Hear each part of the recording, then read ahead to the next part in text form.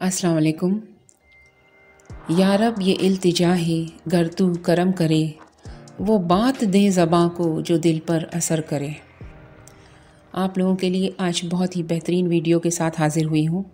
Video में आपको बताया जाएगा कि ऐसा तरीक़ा इलाज जो 5000 साल पहले राइज था, लेकिन अब हम सब इस इलाज को भूल चुके हैं और किसी की नज़र में भी ये तरीक़ा इलाज आज नहीं है। लेकिन अमेरिका और बड़े बड़े मुल्क आज इस पे फिर से सर्च कर रहे हैं और इसको अपने तौर पर राइज किया जा रहा है।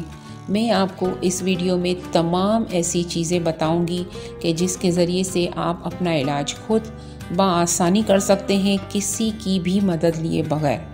बस इस वीडियो को मुकम्मल देखें ताकि आपको बहुत आसानी से अपना इलाज खुद करने में कोई मुश्किल पेश ना आए और आप इजी तौर पर अपना इलाज खुद कर सकें।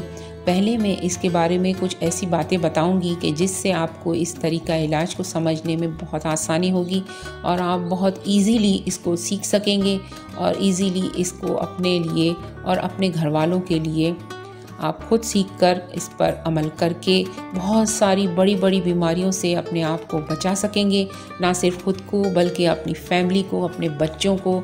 और ये बहुत इजी है। आप जब इसको सीखेंगे तो आपको पता चलेगा कि इतना अच्छा तरीका इलाज जो पहले राइज था हमें पता ही नहीं है। और लोग पहले के ज़माने में, आज से हज़ारों साल पहले, बहुत फ्रेश और खुश रहा करते थे और वो इसी तरीके इलाज से अपना इलाज किया करते थे, क्योंकि पहले कोई साइंस नहीं थी, पहले कोई इंजेक्शन, कोई दवाइयाँ, कोई मेडिसिन नहीं थी।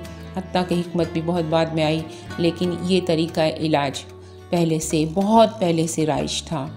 एक्यूप्रेशर का तरीका इलाज बरे-सग़ीर पाक व हिंद में आज से 5000 साल पहले मरूज था, लेकिन बदकिस्मती से हमने इसकी कदर ना की।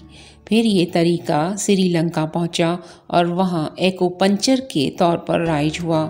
वहाँ से बुद्ध साधु इसे लेकर चीन और जापान पहुँचे, जहाँ इसके बड़े पैमाने पर अशायत हुई। आज सूरत हाल ये है कि चीन सारी दुनिया को एक्यूपंक्चर तरीका इलाज सिखा रहा है। 16वीं सदी ईस्वी तक रेड इंडियन बाशिंदे एक्यूप्रेशर के ज़रिए पैरों के तलवों के पॉइंट पर दबाव डालकर इलाज करते थे। फिर 20वीं सदी में अमेरिका में इस मौजू पर रिसर्च की गई और उसे बाकायदा तरीका इलाज की हैसियत से तरक्की दी गई। आज बहुत से MD डॉक्टर और नेचुरोथेरेपी के माहिरीन इससे इस्तेफादा कर रहे हैं और अब तो आलमी इदारा सेहत ने भी इसकी तरफ तवज्जो देना शुरू कर दी है। लफ्ज़ एक्यूप्रेशर एक्यूपंक्चर से ही मुताल्लिक है। एक्यू के मायने सुई के हैं और पंक्चर के मायने है छेद करना या सुराख करना, यानी सुई की मदद से जिस्म के किसी पॉइंट को छेद करके मर्ज़ का इलाज करना है। जबकि एक्यूप्रेशर का मतलब ये होता है कि उंगली या अंगूठे की मदद से या किसी प्रेशर देने वाली चीज़ के ज़रिए जिस्म के उस हिस्से पर प्रेशर डालकर बीमारी से जिस्म को निजात दिलाना है। मैं इस बात के हवाले से सबूत के साथ डंके की चोट पर ऐलान करती हूँ कि गौर फरमाएं, सर्दी के मौसम में ठंड की वजह से हमारा जिस्म थर थर काँपता है और साथ ही हमारे दांत भी बजते हैं। इसके बावजूद जिस्म का अंदरूनी हिस्सा यानी अंदरूनी दर्जे हरारत नॉर्मल ही रहता है। गर्मी के मौसम में इससे उलट जिस्म के बैरूनी हिस्से में धूप की वजह से चाहे कितना ही असर क्यों ना पड़े, पसीने से शराबोर होंगे, इसके बावजूद जिस्म का अंदरूनी दर्जा हरारत बिल्कुल नॉर्मल ही रहता है, यानी 99 या 98 ही होगा। ये एक अटल हकीकत है कि हमारे जिस्म की साख्त अजीब व गरीब है, लेकिन इसकी हिफाजत निहायत ही आसान है। इन तमाम मशीनों की हिफाजत और ठीक तरह से काम ना करने की सूरत में इसे ठीक करने का मुकम्मल निज़ाम हमारे हाथों में ही नस्ब है। अल्लाह पाक ने इसी तरह से हमारे हाथों को और पैरों को बनाया कि इसके अंदर वो बटन्स मौजूद हैं कि जिसको प्रेस करके और बहुत आसानी के साथ आप अपने जिस्म के किसी भी हिस्से में होने वाली बड़ी से बड़ी बीमारी को मिनटों में दूर कर सकते हैं। लेकिन सही बटन को सही तौर पे प्रेस करना और पूरे तरीके के साथ प्रेस करने के बाद ही आप इस तरीका इलाज से कामयाबी हासिल कर सकते हैं। मैं अपनी इस वीडियो में आपको वो कुछ बताऊंगी कि जिससे आप बहुत आसानी के साथ अपनी बड़ी से बड़ी बीमारी को دور کر سکتے ہیں، لیکن یاد رہے بیماری جتنی بڑی ہوگی اور جتنی ہی پرانی ہوگی اس کو ٹھیک ہونے میں اتنا ہی زیادہ وقت لگے گا۔ یعنی نئی بیماری کو آپ چند دنوں میں دور کر سکتے ہیں، جبکہ پرانی بیماری کو آپ چند مہینوں میں دور کر سکتے ہیں۔ ہمارا جسم دنیا کا سب سے بڑا عجوبہ ہے۔ یہ جسم بہترین قسم کی خودکار، نازک لیکن انتہائی مضبوط مشینوں سے مزین ہے۔ دل اور پھیپھڑے کبھی نہ رکنے والے پمپ ہیں، آنکھیں حیران کن کیمرہ اور پروجیکٹر ہیں، کان ایک عجیب قسم کے آلہ سماعت ہیں، پیٹ کو ایک عجیب قسم کی لیبارٹری بھی کہہ سکتے ہیں، اعصاب میلوں تک پھیلے ہوئے ذرائع پیغام رسانی ہیں، اور دماغ بے انتہا اہلیتوں کا حامل ایک کمپیوٹر ہے۔ پھر سب سے بڑی خوبی اس بات پہ ہے کہ ان تمام مشینوں کے درمیان ایک پراسرار رابطہ ہے، اور اسی ربط و تعاون کی وجہ سے ہی ہمارا جسم 100 سال سے بھی زیادہ عرصے تک فعال رہ سکتا ہے۔ ہم 100 سال تک بآسانی زندہ رہ سکتے ہیں۔ کسی بھی اچھی مشین کی تشکیل کچھ اس طرح کی جاتی ہے کہ کسی بھی خطرے کے موقع پر یہ خود بخود بند ہو جاتی ہے۔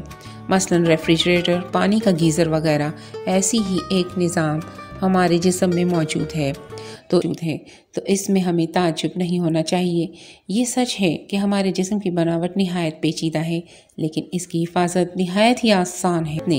مشین میں پیدا ہونے والی خرابی دور کرنے اور اسے بحفاظت صحیح حالت میں رکھنے کا ایک خودکار نظام ہمارے جسم میں ہی موجود رکھا ہے۔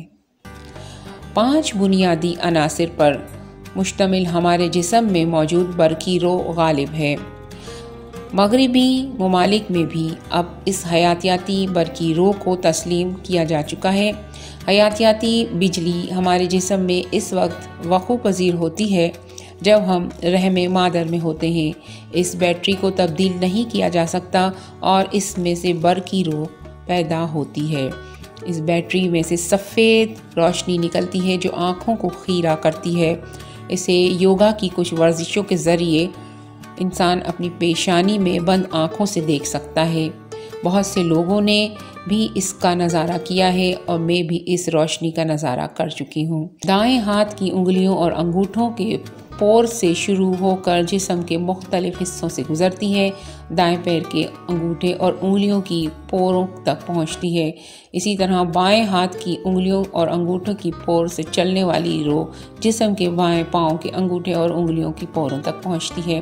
جب تک یہ حیاتیاتی بہاؤ جاری رہتا ہے جسم تندرست رہتا ہے، لیکن بہت زیادہ کام اور محنت کی وجہ سے یہ بہاؤ جسم کے کسی حصے تک صحیح طور پر نہیں پہنچ پاتا، لہٰذا وہ حصہ صحیح طور پر اپنا فعال انجام نہیں دیتا اور قاصر رہتا ہے اور وہاں درد شروع ہو جاتا ہے۔